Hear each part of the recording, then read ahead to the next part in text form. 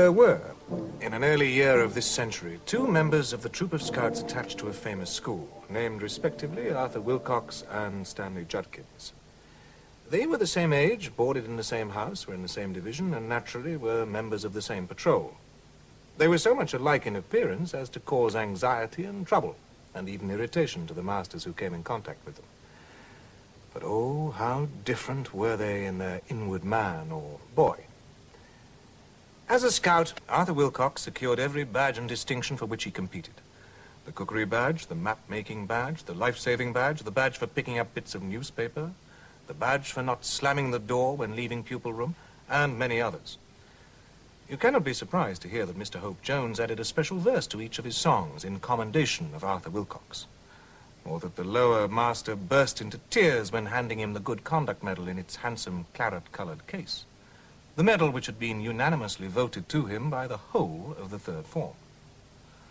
You cannot again wonder that in after years Arthur Wilcox was the first boy to become captain of both the school and of the Oppidans, or that the strain of carrying out the duties of both positions, coupled with the ordinary work of the school, was so severe that a complete rest for 6 months, followed by a voyage round the world, was pronounced an absolute necessity by the family doctor. It would be pleasant task to trace the steps by which he attained the giddy eminence he now occupies. But for the moment, enough of Arthur Wilcox. Time presses, and we must turn to a very different matter, the career of Stanley Judkins. As a scout, Stanley Judkins secured no badge save those which he was able to abstract from members of other patrols. In the cookery competition, he was detected trying to introduce squibs into the Dutch oven of the next-door competitors.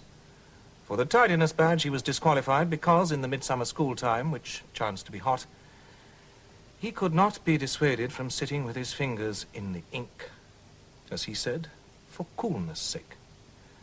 For one piece of paper which he picked up, he must have dropped at least 6 banana skins or orange peels.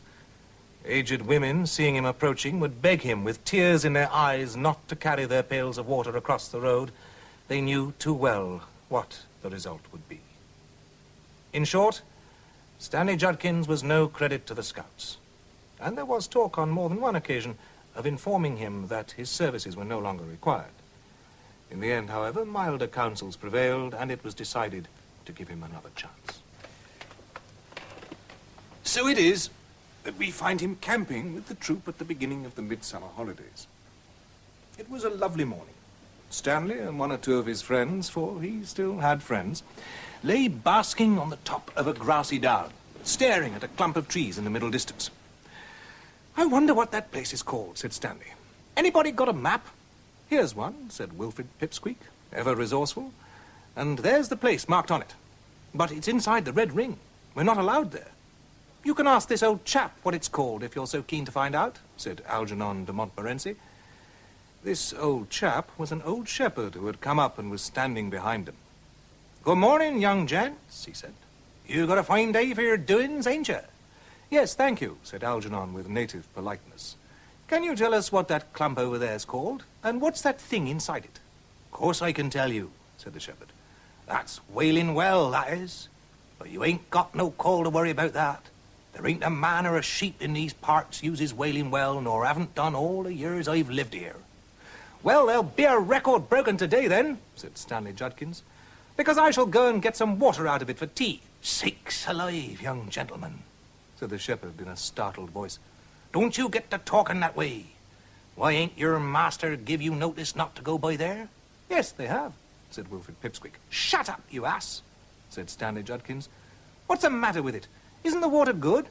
"I don't know as there's anything much wrong with the water," said the shepherd. "All I know is my old dog wouldn't go through that field, let alone me or anyone else that's got a morsel of brains in their heads." "But I see there's tracks in it," said Wilfred. "Someone must go through it sometimes." "Tracks," said the shepherd. "I believe you. 4 tracks, 3 women and a man." "Who are they?" asked Algernon.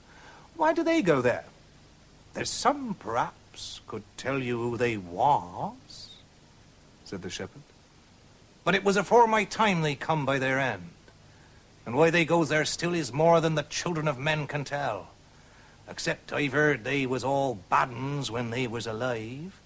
Why, you don't mean they're deaders? Cried Stanley. What rot! There must be a lot of fools to believe that. Who's ever seen them, I'd like to know? I've seen 'em, young gentleman, said the shepherd. About 4 o'clock of the day it was, much such a day as this. I see 'em, each one of 'em, come peering out the bushes and stand up and work their way slow by them tracks towards the trees in the middle where the well is. And what were they like? Do tell us, said Algernon and Wilfrid eagerly. Rags and bones, young gentleman.